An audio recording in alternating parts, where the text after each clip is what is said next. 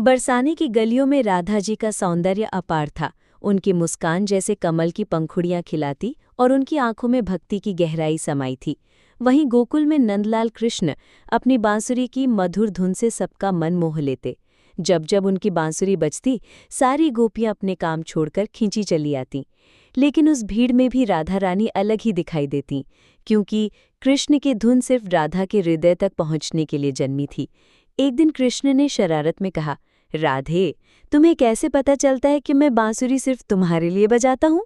राधा मुस्कुराकर बोली, क्योंकि जब तुम्हारी बांसुरी की आवाज़ आती है तो मेरी धड़कन तेज हो जाती है। बाकी सब ध्वनि सुनते हैं और मैं तुम्हें महसूस करती हूँ। कृष्ण ठहाका लगाकर बोले, सही कहा राधे, प्रेम सुनाई नहीं देता, सिर्फ महसूस होता है। समय बीतता गया। लोग अक्सर पूछते, कृष्ण ने राधा से विवाह क्यों नहीं किया? तब वृंदावन की हवाएं जवाब देती, क्योंकि प्रेम बंधन नहीं, भावना है। विवाह देह का बंधन है, पर राधा कृष्ण का प्रेम आत्मा का बंधन है। एक प्रसंग में जब कृष्ण द्वारका चले गए, राधा ने अपने मन से ही उनसे संवाद करना सीखा। लोग कहते हैं कि राधा ने कभी कृष्ण से अलग होने का दुख महसूस नहीं किया, क्योंकि उनके लिए कृष्ण बाहर नहीं, उनके भीतर बसे थे। आज भी जब कोई बांसुरी सुनता है तो राधा कृष्ण की वही अनंत प्रेम कहानी जीवित हो उठती है।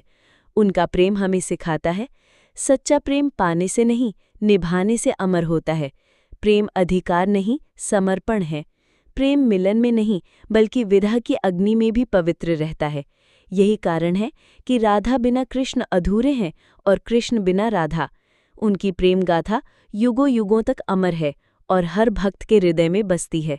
सीख राधा कृष्ण की कहानी हमें बताती है कि जीवन में सच्चा प्रेम वही है जो बिना शर्त, बिना स्वार्थ और बिना किसी अपेक्षा के निभाया जाए। राधे राधे कहने मात्र से ही मन में शांति और प्रेम की अनुभूति होती है।